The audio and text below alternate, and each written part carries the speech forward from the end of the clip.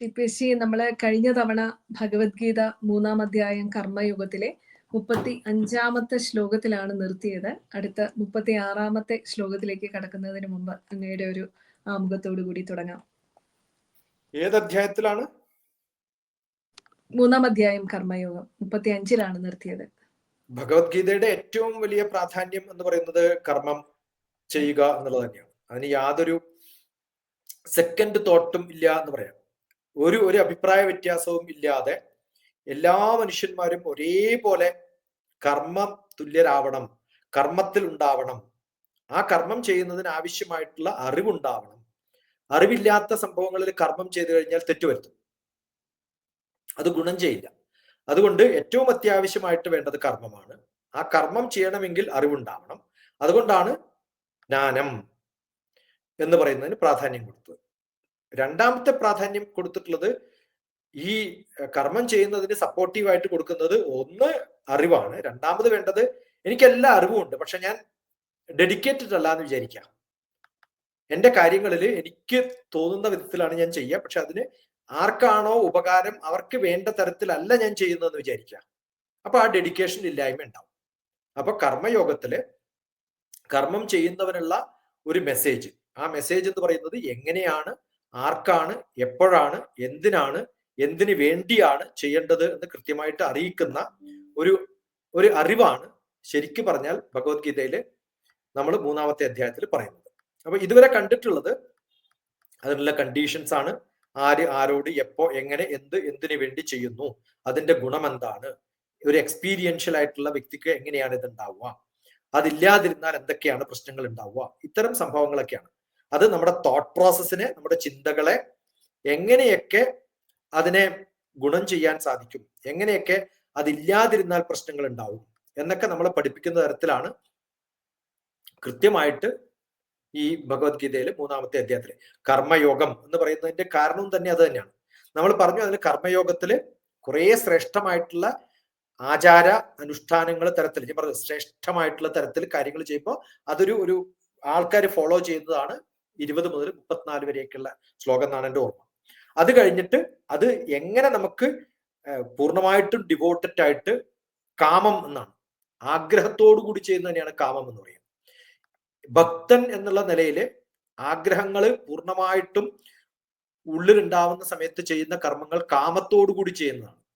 അത് ഇല്ലാതെ ദേഷ്യത്തോടു കൂടി ചെയ്യുന്ന സമയത്ത് കാമക്രോധ എന്നൊക്കെ പറയുന്ന അവസ്ഥയുണ്ടല്ലോ, അങ്ങനെ ആ ക്രോധമില്ലാതെ ആഗ്രഹങ്ങളോടുകൂടി പൂർണ്ണ ഭക്തിയോടുകൂടി ചെയ്യണമെങ്കിൽ ക്രോധത്തെ എങ്ങനെ താഴത്തോട്ട് കൊണ്ടുപോകണം എന്നുള്ളതാണ് ലാസ്റ്റ് ഭാഗം. എങ്ങനെ ക്രോധത്തെ ഇല്ലാണ്ടാക്കണം, അഹങ്കാരത്തെ ഇല്ലാണ്ടാക്കണം, ജീവിതത്തിൽ എങ്ങനെയാണ് ഒരു വളരെ സ്റ്റാൻഡേർഡ് ആയിട്ടുള്ള അടുത്ത ജനറേഷൻസിലേക്ക് നമുക്ക് കാര്യങ്ങൾ കാണുമ്പോൾ, ഒരാൾ കാണുമ്പോൾ ഇയാൾ ഇങ്ങനെയൊക്കെയാണ് ചെയ്യുന്നത്, യദ്യതാചരതി ശ്രേഷ്ഠ തത്തദൈവേതരോചന സയത് പ്രമാണം കുരുതേ ലോകസ്ഥതനുവർത്തതേ, അത്തരം കാര്യങ്ങളൊക്കെ എങ്ങനെയാണ് ചെയ്യേണ്ടത് എന്ന് പറയുന്ന പ്രോപ്പർ ആക്ഷനും ഈശ്വരന്റെ സങ്കല്പത്തോടു കൂടി ചെയ്യുന്ന ആക്ഷനും സകാമം നിഷ്കാമം എന്നൊക്കെ പറയുന്ന തരത്തിലുള്ള ആക്ഷനുകളെയൊക്കെ സെപ്പറേറ്റ് ചെയ്ത് കൊടുത്തിട്ടുള്ളതൊക്കെ അവിടെയാണ്.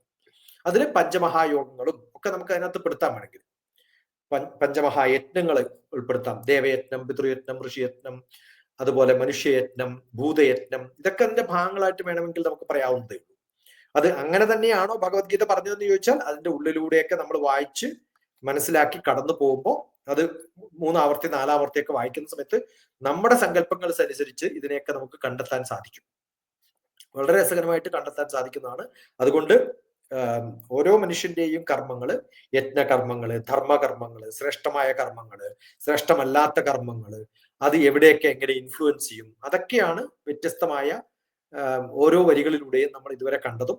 അതിൽ ശ്രുതി, സ്മൃതി, അത്തരത്തിലുള്ള സംഭവങ്ങളിൽ എങ്ങനെയൊക്കെയാണ് എവിടെയൊക്കെയാണ് പറഞ്ഞിരിക്കുന്നത്, ജ്ഞാനി ആരാണ്, പ്യൂർ ആയിട്ടുള്ള മനുഷ്യൻ, വിവരമില്ലെങ്കിലും നല്ല സന്മനസ്സുള്ള ആൾ എങ്ങനെയാണ്, ഇന്ദ്രിയങ്ങളെ എങ്ങനെയാണ് നമ്മൾ നിഗ്രഹിക്കുക, വിവേകത്തോടു കൂടി എങ്ങനെയാണ് പെരുമാറുക, ഇത്തരം സംഭവങ്ങളൊക്കെ കർമ്മത്തിന്റെ പ്രാധാന്യം നല്ലപോലെ വെളിപ്പെടുത്തി പറഞ്ഞു തന്നിട്ടുള്ള ഒരു അധ്യായമാണ് 3-ാമത്തെ അധ്യായം. വളരെ ഭംഗിയായിട്ടാണ് ആമുഖം തുടങ്ങിയത്. നമുക്ക് അടുത്ത് ചൊല്ലേണ്ടത് 36-ാമത്തെ ശ്ലോകമാണ്. ഭഗവത്ഗീത 3-ാം അധ്യായം കർമ്മയുഗത്തിലെ അർജുനന്റെ സംഭാഷണം തുടരുകയാണ്. ചൊല്ലാം. അർജുന ഉവാച അധ കേന പ്രയുക്തോയം പാപം ചരതി പൂരുഷഃ അനിശ്ചിന്നഭിവാർഷ്ണേയ ബലാദിവ നിയോജിതഃ. ഇവിടെ കൃഷ്ണൻ അർജുനനെ വിളിക്കുന്നത് ഹേ വൃഷ്ണി വംശജ എന്നാണ്. എന്നുവെച്ചാൽ വൃഷ്ണേയ, അർജുനൻ കൃഷ്ണനെ വിളിക്കുന്നത് അങ്ങനെയാണ്. വൃഷ്ണേയ, വൃഷ്ണി വംശജ എന്നാണ്. കൃഷ്ണന്റെ വളരെ പ്രഗത്ഭമായിട്ടുള്ള അല്ലെങ്കിൽ കുടുംബപരമായിട്ടുള്ള ഒരു ബന്ധം കാണിക്കാൻ വേണ്ടിയിട്ടാണ് അർജുനൻ കൃഷ്ണൻ അങ്ങനെ വിളിക്കുന്നത്. ഹേ വൃഷ്ണേയ അധ അയം പുരുഷ, ഒരു മനുഷ്യൻ അനിശ്ചൻ അപി, ആരാണോ ഒരു ഇച്ഛ കൂടി ഒരു ആഗ്രഹം കൂടി കൊണ്ടു നടക്കുന്നത്, കേന പ്രയുക്ത, ആരായിട്ട് അദ്ദേഹത്തെ പ്രേരിപ്പിച്ചിട്ടാണോ ഈ സംഭവങ്ങൾ ചെയ്യുന്നത്, ബലാത് നിയോജിത ഇവ, ബലാത്കാരമായിട്ട്, ബലാത് ഫോഴ്സ്ഫുൾ ആയിട്ട്, കേന പ്രയുക്ത, ഏതൊരാളാണോ പ്രേരിപ്പിക്കപ്പെടുന്നത്, എങ്ങനെ, ബലാത് ഫോഴ്സ്ഫുൾ ആയിട്ട്, നിയോജിത, നമ്മൾ അവിടെ കൊണ്ട് ചെയ്യിപ്പിക്കുകയാണ് ചെയ്യുന്നത്. അങ്ങനെ നിയോഗിക്കപ്പെട്ടവനെ പോലെ എന്തെങ്കിലും ഒരു കർമ്മം ചെയ്താല് അത് പാപം ചെയ്യുകയല്ലേ എന്ന് വെച്ചാൽ, അവനവന്റെ ഇഷ്ടം ഇല്ലാത്ത കർമ്മങ്ങൾ ചെയ്യുന്നത്, ആറ്റിറ്റ്യൂഡ് ഇല്ലാതെ കർമ്മം ചെയ്യുന്നത് നല്ലതാണോ കൃഷ്ണ? വളരെ വളരെ രസകരമായിട്ടുള്ള ചോദ്യമാണ്. നമുക്ക് ജോലി ചെയ്യണം, ശമ്പളം കിട്ടുന്നത് കൊണ്ട്, പക്ഷെ എനിക്ക് ഇഷ്ടമല്ല ആ പണി, ഞാൻ ആ പണി ചെയ്യണോ കൃഷ്ണ എന്നാണ് ചോദിക്കുന്നത്. ഇഷ്ടമുള്ള പണി ചെയ്യണോ, ഇഷ്ടമില്ലാത്തത് ചെയ്യണോ? ഇഷ്ടമുള്ള പണി എങ്ങനെയാണ് ചെയ്യേണ്ടത്? ആ ഡെഡിക്കേഷൻ എങ്ങനെയാണ് എനിക്ക് ഉണ്ടാക്കിയെടുക്കാൻ സാധിക്കുക? ആ ഉണ്ടാക്കിയെടുക്കുന്നതല്ലേ നല്ല കർമ്മം എന്ന് ഇൻഡയറക്റ്റ് ആയിട്ട് അർജുനന് സംഭവം മനസ്സിലായി. ഡെഡിക്കേഷനോട് കൂടിയാണ് ചെയ്യേണ്ടത്. പക്ഷെ ഇത് അർജുനൻ ചോദിക്കുന്നത് കൃഷ്ണനോട് കൃത്യമായിട്ട് ഉത്തരം കിട്ടാൻ വേണ്ടിയിട്ടല്ലല്ലോ, നമ്മളും കൂടി കേട്ടോട്ടെ എന്ന് വെച്ചിട്ടാണ്. അതുകൊണ്ടാണ് ഏത് പണി ചെയ്യുമ്പോഴും പൂർണ്ണമായിട്ടും ഡെഡിക്കേഷനോട് കൂടി ചെയ്യണം. ഞാൻ പറഞ്ഞല്ലോ, സത്കർമ്മം എങ്ങനെയാണ് നല്ല കർമ്മമായിട്ട് മാറ്റേണ്ടത്. അതല്ലെങ്കിൽ നമ്മൾ ആകെ ഡിപ്രസ്ഡ് ആണ്, എനിക്ക് ഒരു ഇഷ്ടമല്ല, എന്നാ പിന്നെ ജോലി വിട്ടൂടെ? വിടാൻ പറ്റില്ല കേട്ടോ, കാരണം എന്താ, ശമ്പളം കിട്ടുന്നുണ്ട്. അപ്പൊ ഡെഡിക്കേഷൻ ഇല്ലാണ്ട് അങ്ങനെ വർക്ക് ചെയ്യുന്നത് നല്ലതാണോ കൃഷ്ണ എന്ന് ചോദിക്കുന്നതിന്റെ ഉത്തരം നമുക്കൊക്കെ അറിയാം. കൃഷ്ണൻ എന്താ പറയാൻ പോണത്? നല്ലതല്ല. ഇതിപ്പോ എത്ര വലിയ നല്ല കാര്യങ്ങൾ പറഞ്ഞു കൊടുക്കണ്ടേ? ബുദ്ധിമുട്ടുള്ള ചോദ്യം കണ്ടാണ്, എല്ലാവർക്കും അറിയുന്ന കാര്യം തന്നെയാണ് അത്. പക്ഷെ നമ്മളൊക്കെ ഒന്നുകൂടി ഭഗവാനിൽ നിന്ന് കേട്ടോട്ടെ എന്ന് വിചാരിച്ചിട്ട് അർജുനൻ നമുക്ക് വേണ്ടിയിട്ട് നമ്മുടെ ആളായിട്ട് ചോദിക്കുകയാണ്, ഇങ്ങനെ ചെയ്യുന്നത് നല്ലതാണോ? അങ്ങനെ ഒരു ചാൻസ് കിട്ടി, നല്ല സ്റ്റുഡന്റ് ആണ്, നല്ല ചോദ്യം ചോദിക്കുമ്പോഴാണ് ഉടനെ ഡിസയർ ആണോ, നമ്മുടെ ആഗ്രഹമാണോ, കാമമാണോ, ഡിസയർ ആണോ നമുക്ക് ആവശ്യം? അപ്പൊ അടുത്തതില് ഭഗവാൻ പറയാൻ പോകുന്നത് കാമത്തെ കുറിച്ചാണ് എന്നർത്ഥം. എങ്ങനെയാണ് ഒരു മനുഷ്യന്റെ ഫോഴ്സ്, ഒരു എർജ് എന്ന് പറയില്ലേ, എന്റെ കമ്മിറ്റ്മെന്റ് എന്ന് പറയില്ലേ, അത് ഞാൻ ചെയ്യുന്നത് സിൻഫുൾ ആയിട്ടുള്ള കാര്യങ്ങളാണെങ്കിലും ആരോ പറഞ്ഞത് കൊണ്ട് ഞാനത് ചെയ്യുന്നു, അങ്ങനെ ചെയ്യുന്നതാണോ സിൻ? അല്ല സിൻഫുൾ ആയിട്ടുള്ള ഒരു കർമ്മം നമ്മൾ പൂർണ്ണമായിട്ടും ഡെഡിക്കേറ്റഡ് ആയിട്ട് ചെയ്യുന്നതാണോ നല്ലതെന്നാണ് ചോദ്യം. എന്ത് പാപം വേണമെങ്കിലും ചെയ്തോളൂ, പക്ഷെ ചെയ്യുമ്പോൾ എങ്ങനെ ചെയ്യണം? ഡിവോട്ടഡ് ആയിട്ട് ചെയ്യണം. ഇനി എന്ത് നല്ല കർമ്മങ്ങളും ചെയ്യുന്നു, നിങ്ങളുടെ മനസ്സേ അവിടെ ഇരുത്തുന്നില്ല എന്ന് വിചാരിക്കും, നിങ്ങൾ നിങ്ങളോട് ചെയ്യുന്ന ഏറ്റവും വലിയ പാപമാണ്. അതുകൊണ്ട് എന്ത് ചെയ്യുന്നു എന്നുള്ളതിനേക്കാളും എന്ത് ഭാവത്തോടു കൂടി ചെയ്യുന്നു എന്നുള്ളതാണ് അത്യാവശ്യമായിട്ട് അറിയേണ്ടത്. എന്ത് ചെയ്യുന്നു എന്നുള്ളതിനേക്കാളും എന്ത് ഭാവത്തോടു കൂടിയാണ് നമ്മൾ ചെയ്യുന്നു എന്നുള്ളതാണ് പ്രാധാന്യം. ഇപ്പൊ ഞാനിപ്പം ഈ ഡിസ്കഷനിൽ ലക്ഷ്മി ചോദിക്കുന്ന ചോദ്യങ്ങൾക്ക് ഉത്തരം പറയുന്നത് എന്ത് ഭാവത്തോടു കൂടിയാണ് എന്നുള്ളതാണ്. എന്റെ ഹാപ്പിനെസ് കാണിക്കുക. ആ ഹാപ്പിനെസ് എനിക്കില്ലെങ്കിൽ എന്നെ കേൾക്കുന്നവർക്ക് എവിടെയാ ഹാപ്പിനെസ് ഉണ്ടാവും? അപ്പൊ അവരൊക്കെ സഹിക്കും. അപ്പൊ നമ്മൾ കൊടുക്കുന്നതിന് ആ കൊടുക്കുന്നതിന്റെ ഒരു ഭാവം ഉണ്ടല്ലോ, ആ ഭാവമാണ് പ്രാധാന്യം. അതല്ലേ കൃഷ്ണ എന്നങ്ങോട്ട് ചോദിക്കുമ്പോ ഒറ്റ ഉത്തരങ്ങൾ തരും. പക്ഷെ അങ്ങനെ ഒറ്റ വാക്കിലല്ല ഭഗവാൻ ഉത്തരം പറയാറുള്ളത്. അത് പിന്നെ അടുത്ത 2-3 ശ്ലോകങ്ങൾ കിട്ടിയല്ലോ ചാൻസ് വെച്ചിട്ട് ഭഗവാൻ അടിച്ചേൽപ്പിക്കാം. നല്ല ഒരു ചോദ്യമാണ്. വളരെ മനോഹരം. ഭാവഗ്രാഹി ജനാർദ്ദന എന്നുള്ളതിന്റെ ഒരു വിപുലമായിട്ടുള്ള അർത്ഥമാണ് അങ്ങിപ്പോ പറഞ്ഞത്. അടുത്തത് 37ാമത്തെ ശ്ലോകം, ഭഗവത്ഗീത 3-ാം അധ്യായം 37ാമത്തെ ശ്ലോകത്തിലേക്ക് നമ്മൾ കടക്കുകയാണ്, കർമ്മയോഗത്തിലെ. ശ്രീ ഭഗവാനുവാച കാമയേഷ ക്രോധയേഷ രജോ ഗുണസമുദ്ഭവഃ മഹാശനോ മഹാപാപ്മാ വിദ്യേനമിഹ വൈരിണം. വിദ്യേ അറിഞ്ഞോളൂ, ഞാൻ പറഞ്ഞു തരാം. യു നോ ദിസ് എന്നുള്ളതാണ് വിദ്യേ, നിങ്ങൾക്ക് അറിയാലോ എന്നുള്ള പോലെ ഒരു ജനറൽ ആയിട്ടുള്ള ഒരു സ്റ്റേറ്റ്മെന്റ് പോലെയാണ് ഭഗവാൻ പറയുന്നത്. ഭഗവാന്റെ ഉത്തരമായിട്ടല്ല, എല്ലാവർക്കും അറിയുന്ന കാര്യമാണ്. ഏതാണ്? കാമ ഏഷ ക്രോധേഷ. നമ്മൾ ഏത് തരത്തിലാണ് കാമവും ക്രോധവും ഒക്കെ? ക്രോധ ഏഷ, ക്രോധവും ഇത് തന്നെയാണ്, കാമവും ഇത് തന്നെയാണ്. ഇത് ഏഷ രാജോ ഗുണ സമുദ്ഭവ, ഇത് രജോ ഗുണത്തിൽ നിന്ന് ഉണ്ടാവുന്നതും. മഹാശനഃ മഹാവാപ്നോ കാമഹ, ഇത് മതിവരാതെ മഹാപാപിയായി കാമിയായി ആഗ്രഹങ്ങൾ നിർത്താൻ പറ്റാതെ ചെയ്യുന്ന രജോ ഗുണത്തിൽ നിന്നും കാമം ഉണ്ടാവുന്നതിന്റെ ലെസ്റ്റ്. ആർത്തി എന്ന് പറയുന്ന ഒരു അവസ്ഥയിൽ നിന്നും ഉണ്ടാവുന്ന അൺസ്റ്റോപ്പബിൾ ആയിട്ടുള്ള സംഭവങ്ങൾ ഉണ്ടല്ലോ, അത് ഉണ്ടാക്കുന്ന സമയത്ത് നമുക്ക് ഒരു പാപമായി തീരുകയും നമ്മൾ തന്നെ നമ്മുടെ എനിമിയായിട്ട് തീരുകയും.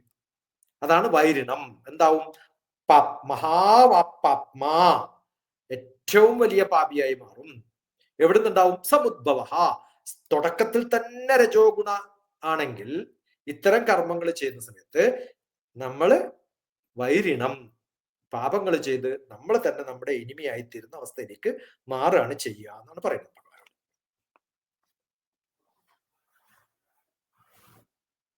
വളരെ വ്യക്തമാണ്. നമ്മുടെ ഒരു കമ്മിറ്റ്മെന്റ് കാണിക്കുന്ന രീതിയിലാണ് അങ്ങത് വിശദീകരിച്ചത്. നമ്മുടെയൊക്കെ ശത്രു എന്ന് പറയുന്നത് നമ്മുടെ ആഗ്രഹങ്ങളാണ്. എന്ത് മനസ്സിൽ വെച്ചിട്ടാണ്? Objective and scope. ഞാൻ എപ്പോഴും പറയാറുള്ളത് തന്നെ, എന്ത് ഒബ്ജക്റ്റീവാണ്, എന്ത് സ്കോപ്പാണ്, അത് ക്രോധമായിട്ട് മാറും. കാമത്തിന് തടസ്സമായിട്ട് നിൽക്കുമ്പോൾ ഒട്ടനെ ക്രോധമാണ്. ആ കാമങ്ങൾ എന്ന് പറയുന്നത് എൻ്റെ ആഗ്രഹങ്ങൾ എന്തിനു വേണ്ടിയാണ് എന്ന് തിരിച്ചറിഞ്ഞില്ലെങ്കിൽ ഞാൻ വേണ്ടാത്തടത്തൊക്കെ വേണ്ടാസനം കാണിക്കും. അതെനിക്ക് ദേഷ്യമായിട്ട് മാറും. അതുകൊണ്ട് അത് ഡിപ്രഷൻ ഉണ്ടാവാം. ഡിപ്രഷൻ കുഴപ്പമൊന്നുമില്ല, അവനൊരു മൂലൊക്കെ മിണ്ടാണ്ടിരിക്കും, അല്ലെങ്കിൽ എന്തെങ്കിലുമൊക്കെ കൊടുത്ത് നശിപ്പിക്കുന്നേ ഉള്ളൂ. പക്ഷെ അത് ക്രോധമായിട്ട് മാറിക്കഴിഞ്ഞാൽ, അത് ആങ്കർ ആയിട്ട് മാറിക്കഴിഞ്ഞാൽ ബാക്കിയുള്ള പലരെയും ഉപദ്രവിക്കും. അത് തന്നെ നമ്മൾ ശത്രുവായിട്ട് മാറും. അതുകൊണ്ട് ശത്രുക്കൾ ഉണ്ടാക്കുകയാണ് വൈരിണം എന്ന് പറഞ്ഞാൽ. ആ ശത്രുത ഉണ്ടാക്കുകയാണ് ഈ കർമ്മത്തിന്റെയൊക്കെ അൾട്ടിമേറ്റ് ഗോളായിട്ട് മാറുന്നത്. അപ്പൊ നല്ല ഒബ്ജക്റ്റീവ് അല്ല, അതുകൊണ്ടാണ് പ്രശ്നം. വളരെ വ്യക്തമാണ്. അടുത്തത് 38ാമത്തെ ശ്ലോകമാണ്. ഭഗവത്ഗീത 3-ാം അധ്യായം കർമ്മയോഗത്തിലെ 38ാമത്തെ ശ്ലോകത്തിലേക്ക് കടക്കുകയാണ്. ഭഗവാൻ പിന്നെയും തുടരുകയാണ്. ധൂമേനാവ്രിയതേ ഭഗ്നീര്യഥാദർശോ മലേന ച യദോൽബേനാവൃതോ ഗർഭസ്തതോ തേനമാവൃതം. എന്ത് രസകരമായ ഒരു സിമിലിയാണ് ഇവിടെ പറഞ്ഞിട്ടുള്ളത് അറിയോ? ധൂമാന വ്രിയതേ വന്നി, അഗ്നിയുടെ മുകളില് ഒരു പുക വന്ന് മൂടിക്കഴിഞ്ഞാൽ അഗ്നിയുടെ പ്രകാശം പുറത്തു വരാത്തതുപോലെ, യഥാ ദർശോ മലേന ച, നല്ലൊരു കണ്ണാടിയുടെ മുകളില് കുറെ പൊടിപടലങ്ങൾ പെട്ടതുപോലെ, അതുപോലെ നമ്മുടെ ഒരു അവസ്ഥയുണ്ടല്ലോ, നമ്മളെ ആവരണം ചെയ്ത് കിടക്കാണ്. ഗർഭ, നമ്മുടെ ഉള്ളിലിരിക്കുന്ന എന്തോ ഒരു ആഗ്രഹമുണ്ട്, അത് ഡിസയറാണ്. ആ ആഗ്രഹത്തെ എന്തോ ഒന്ന് മൂടിക്കഴിഞ്ഞാൽ തഥോ തേനാ ദമാവൃതം, എന്റെ ഈഗോ എന്ന് പറയുന്ന, ഡിസയർ എന്ന് പറയുന്ന അൺസ്റ്റോപ്പബിൾ ആയിട്ടുള്ള, ഇൻഹ്യൂമൻ ആയിട്ടുള്ള, മനുഷ്യന്മാർക്ക് ഗുണമില്ലാത്ത എന്തൊക്കെയോ ചെയ്തു കൂട്ടണം എന്നുള്ള ഒരു ആഗ്രഹത്തോടു കൂടി ഞാൻ പലതും ചെയ്യുമ്പോ അത് നല്ല തീയുടെ പ്രകാശമുള്ള തീയുടെ മുകളിൽ പുകയുള്ളത് പോലെ, ജനങ്ങളെ പുകയടിച്ചു ഉപദ്രവിക്കുന്നത് പോലെ, തീയുടെ ഗുണം കാണിക്കാത്തത് പോലെ, കണ്ണാടിയുടെ മുകളിൽ പൊടിപടലമുള്ളത് കണ്ണാടിയുടെ ഗുണം കാണിക്കാത്തത് പോലെ, മനുഷ്യൻ എന്ന് പറയുന്ന മനുഷ്യന്റെ ഗുണം കാണിക്കാതെ ഇരിക്കാനുള്ള ഒരവസ്ഥയിലേക്ക് ഞാൻ എന്നെ തന്നെ തള്ളിവിടുകയാണ്. സാത്വികം, രാജസികം, താമസികം എന്ന് പറയുന്ന 3 ആവരണങ്ങൾ ഉണ്ടല്ലോ.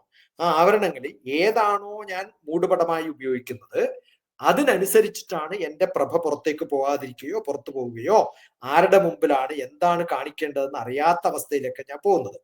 അതുകൊണ്ട് ജ്ഞാനമുള്ള ഒരു വ്യക്തിക്ക് ആ ജ്ഞാനം ഉപയോഗിച്ച് എൻ്റെ കാമത്തെ മറയ്ക്കാതിരിക്കുകയാണെങ്കിൽ, ആ ജ്ഞാനം എന്ന് പറയുന്നത് നല്ല ജ്ഞാനമാവണം, അത് പ്രഭ ഉണ്ടാക്കി തരുന്നതാണ്. അതിനെ മറക്കാനുള്ള ഒരു അവസ്ഥയിലേക്കാണ്, ആവൃതമായിട്ടാണ് എൻ്റെ അറിവ്. ആ അറിവ് നല്ലതും ചിത്തയും ആവാം.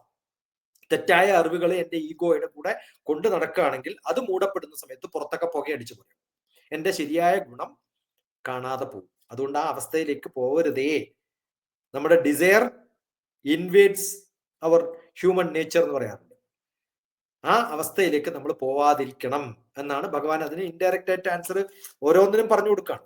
ആ ചോദ്യം ഒന്നേ ഉള്ളൂ, പക്ഷെ ഓരോ തരത്തിലും അതിനെ വ്യത്യസ്തമായിട്ട് എക്സ്പ്ലെയിൻ ചെയ്ത് കൊടുക്കുകയാണ്. നല്ല ബ്യൂട്ടിഫുൾ ആയിട്ടുള്ള ശ്ലോകമാണിത്. വളരെ മനോഹരമായിട്ടാണ് അത് TPC പറഞ്ഞത്. അടുത്തത്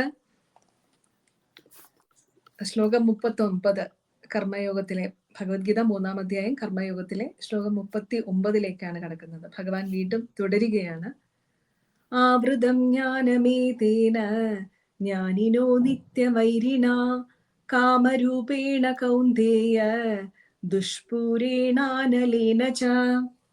എന്ത് രസകരമാണെന്ന് നോക്കൂ. അടുത്ത കുറച്ചും കൂടി ഒരു എക്സ്പ്ലനേഷൻ. ആത്മാവ്, ജ്ഞാനം ഏതാണോ ആവൃതമായിട്ടുള്ളത്, എന്തിനാ ആവൃതമായിട്ടുള്ളത്?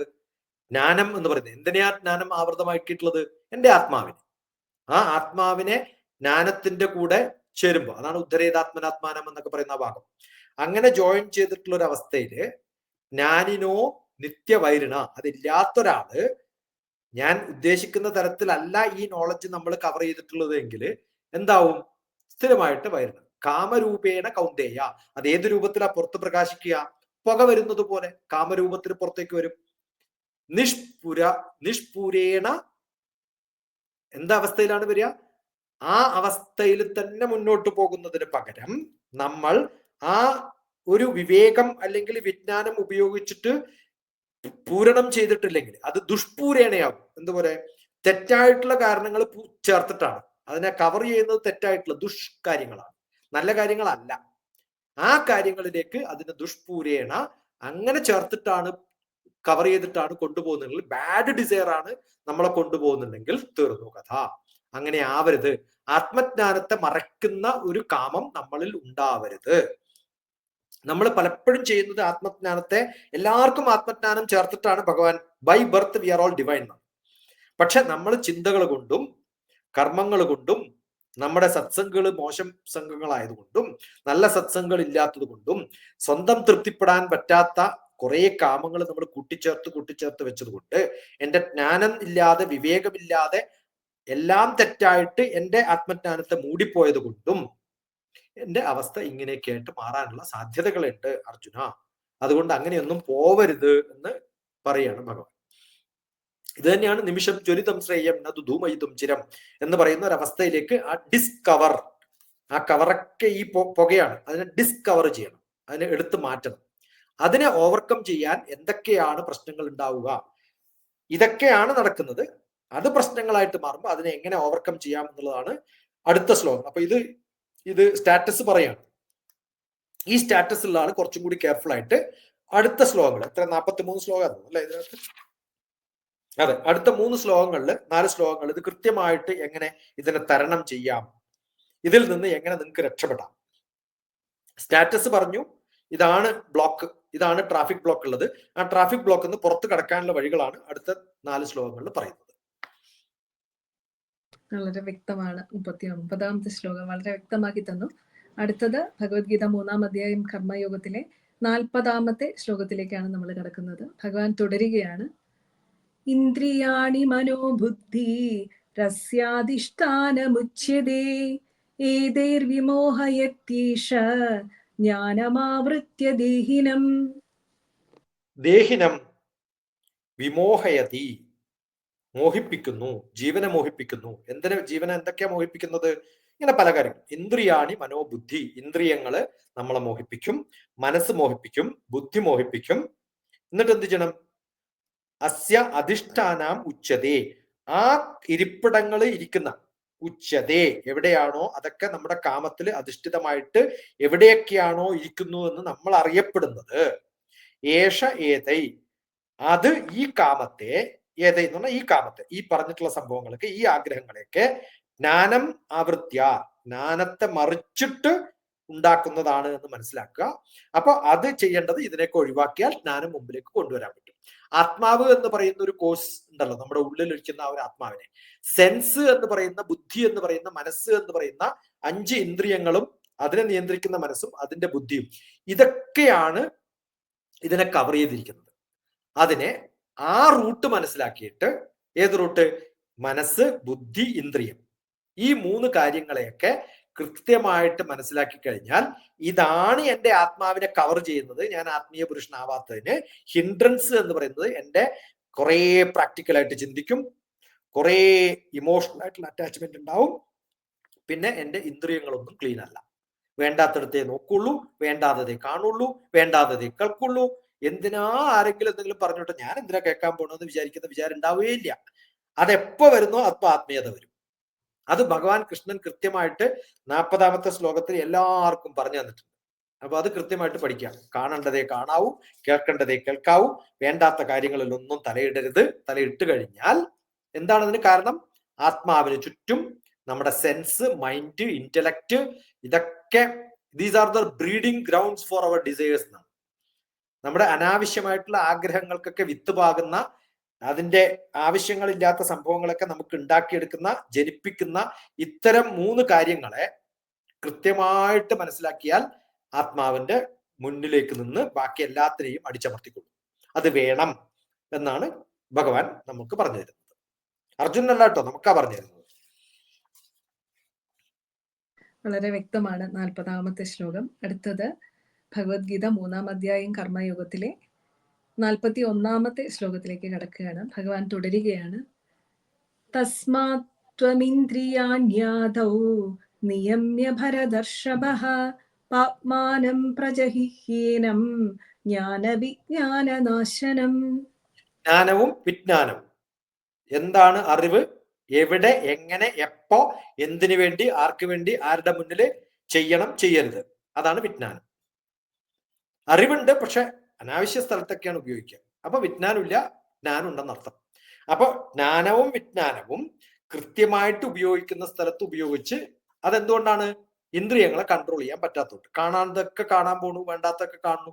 അതിന് കൃത്യമായിട്ട് ആ എനിമിയെ, ആ ഡിസയറിനെ, ബ്ലൈൻഡ് ആയിട്ടുള്ള ചിന്തകളെ എപ്പോ നിർത്തുന്നോ, തസ്മാത്, എപ്പോഴാണോ അത് കൃത്യമായിട്ട് ഇന്ദ്രിയണ്യ, നമ്മുടെ ഇന്ദ്രിയങ്ങളെയൊക്കെ എങ്ങനെയാണോ അത് സംയമ്യമായിട്ട് ഇന്ദ്രിയങ്ങളെ എപ്പോഴെ നിർത്താൻ സാധിക്കുമോ, ആ ജ്ഞാനം വിജ്ഞാനം ഉപയോഗിച്ചിട്ട് നാശനം, നശിപ്പിക്കേണ്ടതിനെയൊക്കെ നശിപ്പിക്കുക. എന്നിട്ടോ പാപം എന്തൊക്കെ പാപങ്ങളാണോ, പാപ്മാനം, അതിനെ, ആ കാമത്തെ നമുക്ക് നിർത്താൻ സാധിച്ചാൽ നമ്മൾ രക്ഷപ്പെട്ടു എന്നാണ് ഭഗവാൻ പറയുന്നത്. അതുകൊണ്ട് അത് ഉണ്ടാക്കിയെടുക്കണം. വേണ്ടതേ ചിന്തിക്കാവൂ, വേണ്ടടുത്തേ ചിന്തിക്കാവൂ, വേണ്ടാത്ത കാര്യങ്ങൾ ചിന്തിക്കരുത്. അത്തരം ചിന്തകളൊക്കെ നമുക്ക് വേണ്ടടുത്ത് മാത്രം ഉപയോഗിച്ച് ബാക്കിയൊക്കെ ഇല്ലാതെ ആക്കാനുള്ള ഒരു കഴിവ് നമുക്ക് ഉണ്ടാവുന്ന, ഇന്ദ്രിയങ്ങളെ നമുക്ക് ആവശ്യത്തിന് മാത്രം കൺട്രോൾ ചെയ്യാൻ, വേണ്ടടുത്ത് മാത്രം അയക്കാൻ സാധിക്കുന്ന ഒരു സന്മനസ് നമുക്ക് ഉണ്ടാവണേ. അതിനുള്ള ബുദ്ധി എനിക്കുണ്ടാവണേ, അതിനുള്ള ജ്ഞാനവിജ്ഞാനം എനിക്കുണ്ടാവണേ എന്നാണ് ഭഗവാൻ ഇവിടെ ബാക്കി എല്ലാവരോടും പറയുന്നത്. ഇവിടെ ഭരതർഷഭ എന്നാണ് കേട്ടോ വിളിക്കുന്നത്. ഭരതന്റെ പുത്ര, നീ കുറച്ച് ഈഗോ ഉണ്ട്, അത് വേണ്ടാന്നാണ്. എപ്പോഴാണ് അനാവശ്യമായിട്ട് ബാക്കിയുള്ളവരെ കറക്റ്റ് ചെയ്യാൻ പോകുന്നത്? ഞാൻ എന്ന് പറയുന്ന ഒരു തോന്നൽ ഉണ്ടാവും. അതുകൊണ്ടാണ് ഇവിടെ അർജുന, സ്നേഹിത, പുത്ര എന്നൊന്നും വിളിച്ചിട്ടില്ല. നിന്റെ ഈഗോ, നിന്റെ പവർ, നിന്റെ പൊളിറ്റിക്സ് ആണ് നിന്നെ ഇതൊക്കെ പറയിപ്പിക്കുന്നതെന്നാണ്. നിയമ്യ ഭരതർഷഭ. അതുകൊണ്ട് ആ ലെവല് കളിക്കണ്ട എന്നാണ് ഭഗവാൻ പറയുന്നത്. വളരെ വ്യക്തമായിട്ടാണ് 41ാമത്തെ ശ്ലോകവും വിശദമാക്കിയിട്ടുള്ളത്. അടുത്തത് ഭഗവത്ഗീത 3-ാം അധ്യായം കർമ്മയോഗത്തിലെ 42ാമത്തെ ശ്ലോകത്തിലേക്ക് കടക്കുകയാണ്. ഭഗവാൻ തുടരുകയാണ്. ഇന്ദ്രിയാണി പരാണ്യാഹുരിന്ദ്രിയേഭ്യഃ പരം മനഃ മനസസ്തു പരാ ബുദ്ധിർ യോ ബുദ്ധേ പരതസ്തു സഹ. ഇത് കൃത്യമായിട്ട് ഏത് ലെവലിലൊക്കെയാണ് പോകുന്നത്? ഏറ്റവും അത്യാവശ്യമായിട്ട് ഇന്ദ്രിയം, ആ ഇന്ദ്രിയത്തെ കൺട്രോൾ ചെയ്യുന്ന മനസ്സ്. ആ മനസ്സിന് പലതും തോന്നും, പക്ഷെ ബുദ്ധി ഉപയോഗിച്ചിട്ട് അതിന് പ്രാക്ടിക്കൽ ആണോ അല്ലയോ എന്ന് ചിന്തിക്കുക. എന്നിട്ട് അത് ഹയർ ലെവലിലല്ല, ആത്മാവിന് തോന്നുന്ന തരത്തിൽ ചെയ്യാം. ആത്മാവിന് ചെയ്യുന്ന സമയത്ത് ഞാൻ എന്നെ എന്തേ ചെയ്തു എന്ന് പറഞ്ഞ് എന്നെ കുറ്റപ്പെടുത്തില്ല, എന്തേ ചെയ്തില്ല എന്ന് പറഞ്ഞിട്ടും എന്നെ കുറ്റപ്പെടുത്തില്ല. ഇന്ദ്രിയാണി പരന്യാഹു, ആദ്യം ഇന്ദ്രിയത്തിലാണ്. അവിടെയാണ് ഞാൻ മറ്റുള്ളവർക്ക് മറ്റുള്ള കാര്യങ്ങൾ പ്രാക്ടിക്കലായിട്ട് ചിന്തിക്കുന്ന സംഭവങ്ങളൊക്കെ ഇന്ദ്രിയങ്ങളാണ് നമ്മൾ കൊണ്ടെത്തിക്കുന്നത്. ചിന്തകൾ ഉണ്ടാക്കുന്നത് ഇന്ദ്രിയമാണ്. ഇന്ദ്രിയഭ്യ പരമനഃ, ഇന്ദ്രിയങ്ങളില് ഇതിനെ പ്രോസസ് ചെയ്യുന്നത് ആരാണ്? മനസ്സാണ്. മനസ്സസ്തു പരാബുദ്ധിർ, ആ മനസ്സിനെ കൺട്രോൾ ചെയ്യുന്നത് ആരാണ്? ബുദ്ധിയാണ്. യോ ബുദ്ധേ പരതസ്തു സഹ. അത് കൃത്യമായിട്ട് എത്തേണ്ടത് പര അവസ്ഥയിലേക്കാണ്, അപര അവസ്ഥയിലേക്കല്ല. എന്റെ ആത്മാവിന്റെ ഉള്ളിലേക്ക്, എന്റെ സോളിലേക്ക്, എന്റെ ഭഗവാനിലേക്ക് എനിക്കെന്താണോ ചെയ്യേണ്ടത് എന്ന് ഭഗവാൻ എന്നെ നിഷ്കർഷിക്കുന്ന അവസ്ഥയിലേക്ക് ഈ ഇന്ദ്രിയങ്ങളെയും മനസ്സിനെയും ബുദ്ധിയെയും ഒക്കെ എത്തിക്കാൻ സാധിക്കുമ്പോഴാണ് ഞാൻ ആത്മീയ പുരുഷനായിട്ട് ഒരു തെറ്റും ചെയ്യാതെ കാര്യങ്ങൾ മുന്നോട്ട് നയിക്കുന്നത് എന്നാണ്. അതുകൊണ്ടാണ് നമ്മൾ സാധാരണ സപ്തശുദ്ധിയിൽ പറയുന്ന സമയത്ത് എല്ലാ ഇന്ദ്രിയങ്ങളെയും ശുദ്ധമാക്കും. വാക്മന ചക്ഷു ശ്രോത്രഗ്രാണ ജിഹ്വാരേതോ ബുദ്ധ്യാകൃത സങ്കല്പാപേ ശുദ്ധ്യന്താം. ഇത് തന്നെയാണ്. വാക്ക്, മനസ്സ്, ചക്ഷു, ശ്രോത്ര എല്ലാ ഇന്ദ്രിയങ്ങളും പറഞ്ഞു. അതൊക്കെ പറഞ്ഞിട്ട് ഇതൊക്കെ മനസ്സിന്റെ ഉള്ളിൽ എത്തിക്കുന്നത് ഈ ഇന്ദ്രിയങ്ങളാണ്. ആ മനസ്സിനെ ക്ലീൻ ചെയ്യണോ. എന്നിട്ടോ ബുദ്ധ്യാകൃതി സങ്കല്പാമേ ശുദ്ധ്യന്താം. എന്റെ സങ്കല്പവും ബുദ്ധിയും ക്ലീൻ അല്ലാത്തതുകൊണ്ടാണ് ഞാൻ ഇങ്ങനെയൊക്കെ ചിന്തിച്ചു പോകുന്നത്, അതിനെയും ശുദ്ധി ചെയ്യണേ എന്ന് പറയുമ്പോ ഇതേ ശ്ലോകാണ് ഇവിടെ. ഇന്ദ്രിയാണി പരന്യാഹു ഇന്ദ്രിയേഭ്യ പരം മനഃ മനസ്സസ്തു പരാ ബുദ്ധിർ യോ ബുദ്ധേ പരസ്തു സഹ പരതസ്തു സഹ. എന്ത് രസകരമായ ശ്ലോകം ആലോചിച്ച് നോക്കൂ. ആദ്യം സെൻസ്, പിന്നെ ബോഡി, പിന്നെ മൈൻഡ്, പിന്നെ ഇന്റലക്ട്, പിന്നെ സോൾ, ആത്മ. ആ ലെവലിലേക്ക് നമ്മൾ ഉയർന്നു പോകണേ എന്ന്. വളരെ മനോഹരമായിട്ട് നമ്മൾ എത്രത്തോളം ഫിൽറ്ററിങ് വേണം എന്നുള്ളത് ഓർമ്മിപ്പിക്കുന്ന ഒരു ശ്ലോകമാക്കി അങ്ങ് അതിനെ വിശദീകരിച്ച് നൽകി. 42ാമത്തെ ശ്ലോകത്തിനെ. അടുത്തത് ഭഗവത്ഗീത 3-ാം അധ്യായം കർമ്മയോഗത്തിലെ അവസാനത്തേതും 43ാമത്തേതുമായ ശ്ലോകത്തിലേക്ക് കടക്കുകയാണ്. ഭഗവാൻ തുടരുകയാണ്. ഏവം ബുദ്ധേ പരം ബുദ്ധ്യാ സംസ്തഭ്യാത്മാനമാത്മനാ ജിഹി ശത്രും മഹാബാഹോ കാമരൂപം ദുരാസദം. എന്ത് രസകരമായ ഒരു അവസ്ഥയാന്ന് ആലോചിച്ചു. ഈ ബുദ്ധി ഉപയോഗിച്ചിട്ട് നമ്മുടെ ആത്മാവിനെ, മനസ്സാണോ കൺട്രോൾ ചെയ്യുന്നത്, ഏതാണോ നമ്മുടെ ശത്രു, ജിഹി ശത്രും മഹാബാഹോ എന്നാണ് അവിടെ അഡ്രസ് ചെയ്യുന്നത്. മഹാബാഹോ എന്നാണ്. നീ വലിയ ബലമുള്ള ഒരാളല്ലേ, നിനക്ക് ഇത് എത്ര എളുപ്പം എനിക്ക് കൺട്രോൾ ചെയ്യാൻ പറ്റുമെന്നാണ്. ഈ ബലമാണോ കൺട്രോൾ ചെയ്യുന്നതെന്നല്ല അവിടെ ചോദിക്കുന്നത്. മഹാബാഹോ, നല്ല ബാഹുള്ള ആളല്ലേ. എന്നിട്ട് എന്ത് ചെയ്യണം? മഹാബാഹോ, ഏ വീരനായ അർജുന, ഏവം ബുദ്ധിയെ പരം. ബുദ്ധിയൊക്കെ എത്ര എളുപ്പം എനിക്ക് കൺട്രോൾ ചെയ്യാൻ പറ്റും, ശ്രേഷ്ഠമായ ബുദ്ധിയാക്കാൻ പറ്റും. എപ്രകാരമാണോ ഏവം ബുദ്ധിയെ പരം, എപ്രകാരമാണോ ബുദ്ധിയെ പരം അവസ്ഥയിലേക്ക് എത്തിക്കാൻ സാധിക്കുക. ആത്മാനാം ബുദ്ധിയ, ആ ആത്മാവിന്റെ അവസ്ഥയിലേക്ക്, ആത്മാവിനെ അറിഞ്ഞിട്ട് ബുദ്ധിയെ ആത്മാവിന്റെ ലെവലിലേക്ക് ഉദ്ധരേത് ആത്മനാത്മാനം. അത് തന്നെയാണ്. ആത്മനോ ആത്മാനം സംസ്കൃത സംസ്കരിയ. എങ്ങനെയാണോ നമ്മൾ അതിനെ സംസ്കരിച്ചിട്ട് കൃത്യമാക്കിയിട്ട് എങ്ങനെയാണോ മുകളിലേക്ക് കൊണ്ടുപോകാൻ സാധിക്കുന്നത്, സംസ്തഭ്യ, എങ്ങനെയാണോ മുകളിലേക്ക് കൊണ്ടുപോകാൻ സാധിക്കുന്നത്, ആത്മാവിനെ കൊണ്ട് ആത്മാവിനെ അടക്കി നിർത്താൻ സാധിക്കുന്നത്, കൺട്രോൾ ചെയ്യാൻ സാധിക്കുന്നത്, അതുപോലെ ചെയ്താൽ എന്തുണ്ടാവില്ല? വേറെ ഒരു പ്രശ്നം ഉണ്ടാവില്ല നമുക്ക്.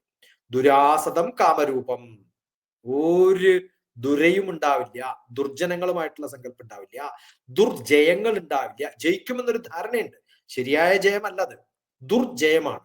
ആ ദുർജയം ഉണ്ടാവില്ല. കാമസ്വരൂപനായിട്ട് മാറില്ല, ശത്രുക്കൾ ഉണ്ടാവില്ല. ഇതൊന്നും ഇല്ലാത്ത ഒരവസ്ഥയ്ക്ക് ശത്രും ജിഹി, ശത്രുവിനെ ഹനിക്കാൻ സാധിക്കുന്ന ഒരാളായിട്ട് മാറും. ശത്രു ഉണ്ടാവില്ല എന്ന് മാത്രമല്ല, ആരെങ്കിലും അങ്ങനെ ഒരു ശത്രുവായിട്ട് മാറാണ് നിങ്ങൾ നല്ല കർമ്മങ്ങൾ ചെയ്തിട്ട്, അവനെ ഹനിക്കാനുള്ള വാക്കുകൾ നിങ്ങളിൽ ഉണ്ടാവും, ചിന്തകൾ നിങ്ങളിൽ ഉണ്ടാവും. നിങ്ങൾ ഏതൊരാൾ ശത്രുവായിട്ട് മാറിയാലും അയാൾ എന്റെ ശത്രുവാണെന്ന് ധരിക്കാത്തിടത്തോളം കാലം എനിക്ക് ശത്രുതയില്ലല്ലോ. അതുകൊണ്ടാണ് ആരെങ്കിലും ഇതിന് ശത്രുവാണ്, എനിക്കത് പ്രശ്നമില്ല, കാരണം അവൻ എന്നെ സംബന്ധിച്ചിടത്തോളം അയാൾ ശത്രുവല്ല. അതുകൊണ്ട് ലെസ്റ്റ് എന്ന് പറയുന്ന, നമ്മുടെ അഹങ്കാരം എന്ന് പറയുന്ന, ദുരാഗ്രഹം എന്ന് പറയുന്നതിനെ കൊന്നുകളയാനുള്ള ഒരു അവസ്ഥ നമ്മൾ ഉണ്ടായാൽ, അതാണ് ഭഗവാൻ നമ്മളിൽ ഒരു വീരനായ ഒരു പുരുഷൻ അങ്ങനെയാണ് ചെയ്യേണ്ടത് എന്ന് ഇൻഡയറക്റ്റ് ആയിട്ടാണ് വീരനായ അർജുന എന്ന് വിളിക്കുന്നത്. അതുകൊണ്ട് ഏവം ബുദ്ധേ, അങ്ങനെ ബുദ്ധിയുള്ള ഏത് മനുഷ്യനും, ബുദ്ധി ഇല്ലാത്ത ആള് ഇതിനൊക്കെ ഓപ്പോസിറ്റ് ആയിട്ട് വർക്ക് ചെയ്യും. അതുകൊണ്ട് ബുദ്ധിയുള്ള മനുഷ്യ, പരം ബുദ്ധ്യ, ഏവം ബുദ്ധ്യ മഹാബാഹോ. എന്ത് നല്ല രസകരമായിട്ടാ ഭഗവാൻ വിളിക്കുന്നത്.